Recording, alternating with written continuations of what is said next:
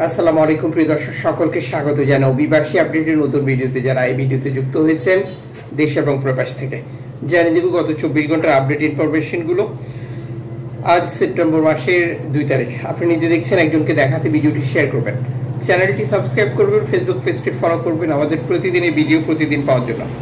আপনি কোন দেশ থেকে এই ভিডিওতে যুক্ত হয়েছেন তাও কমেন্টস করবেন, ইনশাআল্লাহ আপনার কমেন্টসে রিপ্লাই করবো আমরা।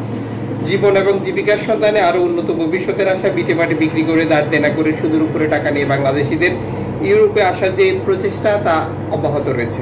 তুরস্ক থেকে গ্রিস ব্যবহার করে, লিবিয়া থেকে ইতালি, টিউনিশিয়া থেকে ইতালি এবং আফ্রিকার বিভিন্ন দেশ ব্যবহার করে স্পেনে যেটি ধারাবাহিক গেম অব্যাহত রয়েছে। চলতি সময় গেম লাফিয়ে লাফিয়ে বৃদ্ধি পাচ্ছে, আর গেম বেড়ে যাওয়ার পাশাপাশি দুর্ঘটনাও বেড়ে গেছে। আটলান্টিক উপকূল, ভূমধ্যসাগর এবং এজিয়ান সাগর প্রত্যেকটি এলাকাতেই নৌকাডুবির ঘটনা ঘটছে। অ্যালামফোন রেডিও টেকনোলজি এক বার্তা নিশ্চিত করেছে, লিবিয়া থেকে ছেড়ে আসা 50 জন শরণার্থীর একটি নৌকায় হামলা চালিয়েছিল লিবিয়ান কোস্টগার্ড। নৌকাটিকে তারা আটক করতে ব্যর্থ হয়েছে, তবে নৌকায় গুরুতর আহত অভিবাসী রয়েছে যারা শুটের শিকার হয়েছিল।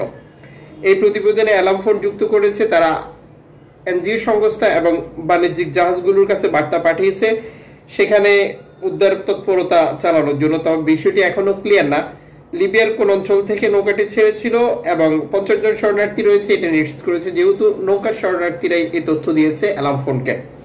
উদ্ধার তৎপরতা সর্বশেষ অবস্থান আপডেট আসলে জানাবো। আলজেরিয়া থেকে ছেড়ে যাওয়া একটি নৌকার পরিবারের সদস্যরা তাদের পরিবারের সাথে যোগাযোগ করতে ব্যর্থ হয়েছে। শরণার্থীর নির্ধারিত সময়ে পৌঁছে যাওয়ার কথা থাকলেও 5 দিন অতিক্রম হয়ে গেছে, এখন তারা কোনো খবর দেয়নি, যে কারণে অ্যালামফোনের সহযোগিতা চেয়েছে পরিবারটি। আটলান্টিকের উত্তাল ঢেউ পাড়ি দিয়ে তারা স্পেনে যাওয়ার চেষ্টা করেছিল। একই পরিবারের 10 জন সদস্য ছিল বলে এই প্রতিবেদনে যুক্ত করেছে। তবে অ্যালামফোন স্প্যানিশ কর্তৃপক্ষ এনজিও সংস্থাগুলোর সহযোগিতা নিয়ে তাদের সর্বশেষ অবস্থান নিশ্চিত করতে পারেনি, কাজ করে যাচ্ছে, আপডেট আসলে জানিয়ে দেব। এনজিও সংস্থা অস্ট্রাল ফিরে এসেছে ভূমধ্যসাগরের শরণার্থী উদ্ধার করে ইতালিতে পৌঁছে দেওয়ার কাজ করার জন্য। সর্বশেষ মাইক্রো ব্লগিং সাইট এক্সে দেওয়া এক বার্তায় বিষয়টি তারা নিশ্চিত করে।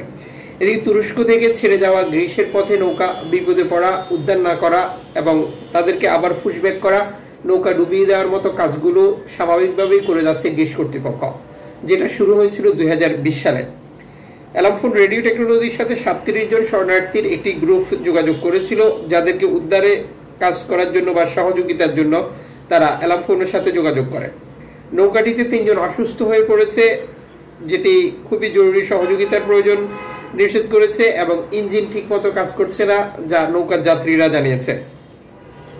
অ্যালামফোন বাণিজ্যিক জাহাজ এবং গ্রিস কর্তৃপক্ষের কাছে বার্তা পাঠিয়েছে, উদ্ধারের ব্যাপারে এখনো কোনো তথ্য পায়নি তারা।